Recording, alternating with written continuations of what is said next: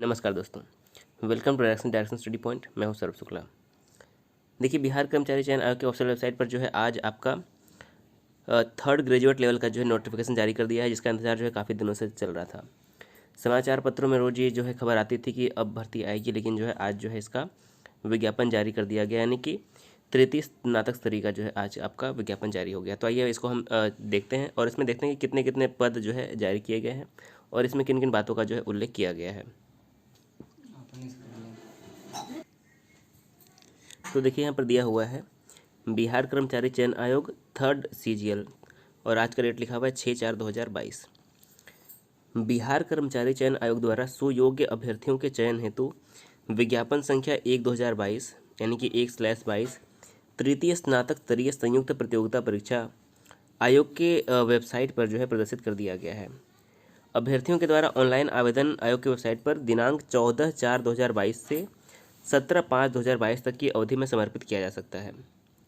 इच्छुक अभ्यर्थियों को सूचित किया जाता है कि अभ्यर्थी वांछित प्रासंगिक प्रमाण पत्र जैसे कि शैक्षणिक प्रमाण पत्र, अंक पत्र, विकलांगता प्रमाण पत्र, सक्षम पदाधिकारी द्वारा निर्गत क्रीमी लेयर रहित प्रमाण पत्र, अनुसूचित जाति एवं जनजाति के अभ्यर्थी अपना जाति प्रमाण पत्र आदि का संकलन ऑनलाइन आवेदन भरने से पूर्व कर लें तथा तदनुसार ऑनलाइन आवेदन पत्र में प्रविष्टियां करना सुनिश्चित करेंगे।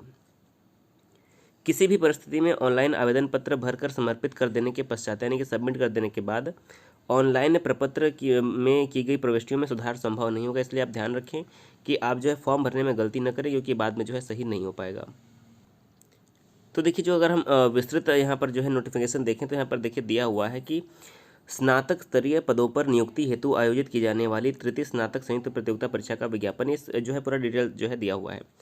तो ऑनलाइन आवेदन प्रारंभ होने की तिथि क्या है? 14 अप्रैल और अंतिम तिथि क्या है? 17 मई, यानी कि 14 अप्रैल से 17 मई के मध्य आप जो है फॉर्म भर सकते हैं।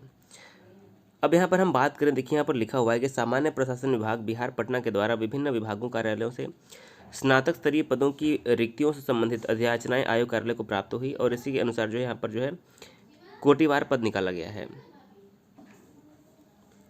तो देखिए, यहाँ पर जो है आरक्षण वार जो है रिक्तियों की संख्या दी गई है। तो अब हम जानते हैं कि कौन से पद जो है कितने कितने जो है यहाँ पर जारी किए गए हैं।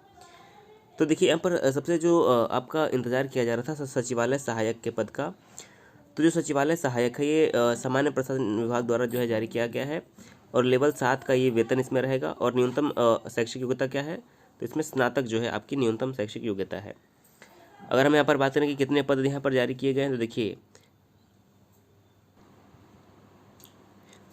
यहाँ पर सचिवालय सहायक के जो है कुल पद यहाँ पर आपके कितने हैं? देखिए 1360 है और महिलाओं के लिए जो है 460 जो है यहाँ पर क्षैतिज आरक्षण जो है 35% दिया गया। तो अगर हम अनारक्षित का देखें तो 558 आपके आरक्षित हैं, 136 जो है आपका EWS के लिए है, पिछड़ा वर्ग के लिए 154 पद, अत्यंत पिछड़ा वर्ग के लिए 264 पद और अनुसूचित जाति के लिए 201 पद और पिछड़े वर्ग की महिला के लिए जो है 47 पद ये दिया हुआ है, यानी कि यहाँ पर 1360 हो जाएंगे।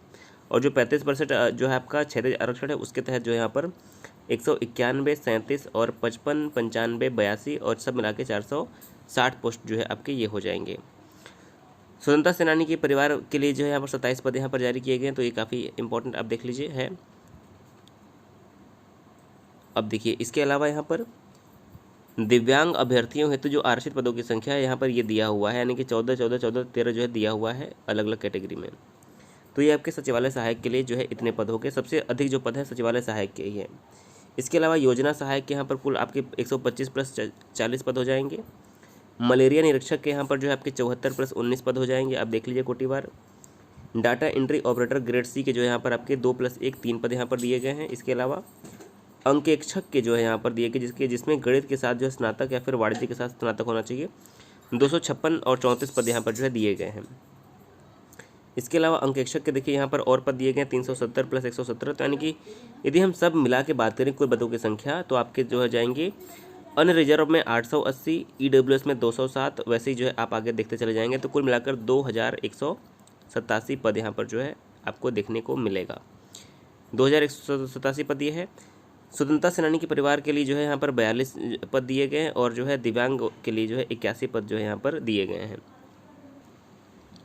देखिए यहाँ पर दिव्यांगता की प्रकृति यहाँ पर दर्शाई गई है, यानी कि जो VI लिखा हुआ है इसका मतलब है विजुअली इम्पेयर्ड, यानी कि दृष्टि दिव्यांग। DD का मतलब है मूक बधिर दिव्यांग, यहाँ पर जो है आप दिया हुआ है, इसको देख सकते हैं। इसके अलावा उपर्युक्त सभी रिक्तियाँ जो है औपबंधिक, यानी कि जो घट बढ़ सकती हैं।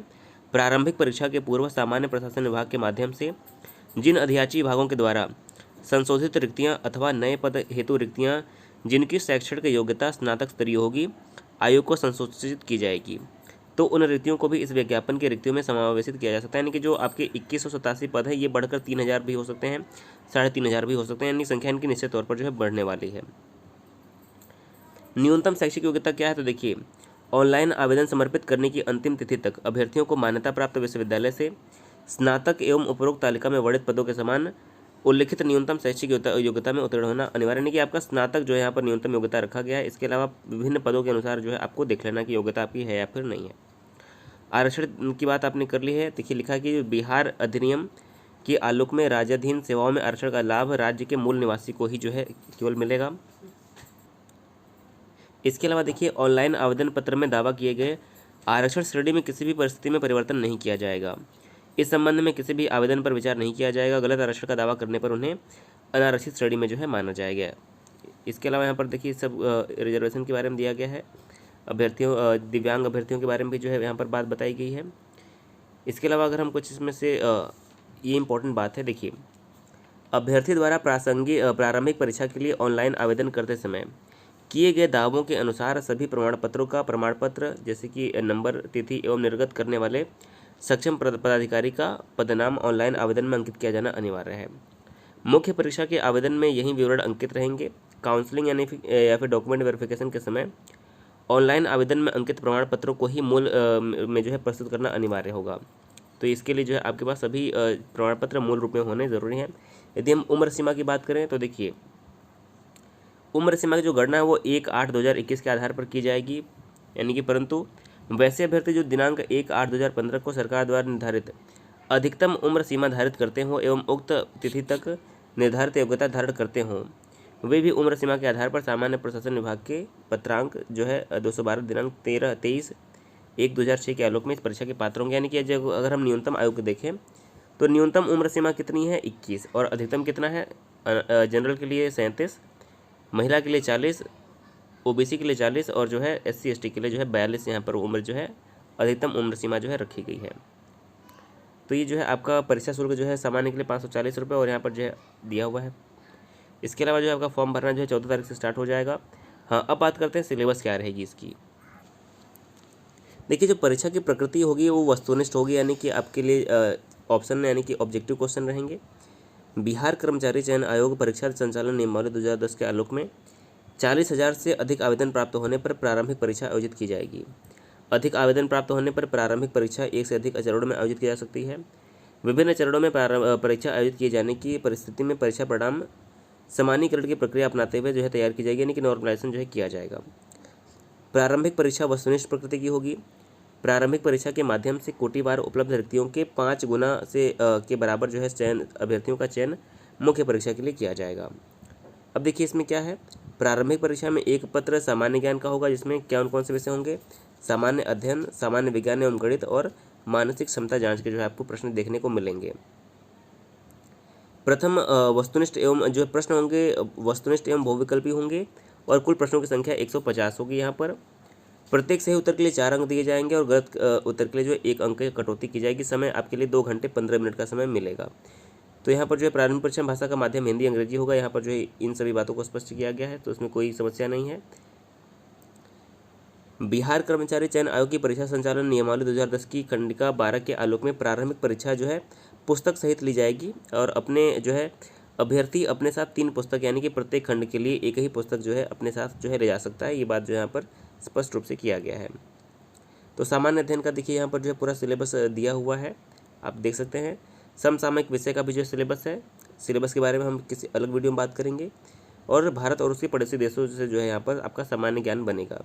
इसके अलावा सामान्य विज्ञान एवं गणित से प्रश्न बनेंगे, तो सामान्य विज्ञान एवं गणित एवं इसके अलावा मानसिक क्षमता जांच यानी कि रीजनिंग के जो है आपको यहाँ पर प्रश्न देखने को मिलेंगे। क्वालिफाइंग मार्क्स देखिए यहाँ पर 40% जनरल के लिए और अलग अलग कैटेगरी के लिए अलग अलग थोड़ी सी रखी गई है, इसको भी आप देख सकते हैं। तो ये जो है पूरा विस्तृत जो है आवेदन आपका इस प्रकार से है। तो आप निश्चित तौर पर फॉर्म भरिए और इसके बारे में यदि कोई कन्फ्यूजन हो ज़रूर कमेंट में पूछिएगा। वीडियो देखने के लिए बहुत बहुत धन्यवाद।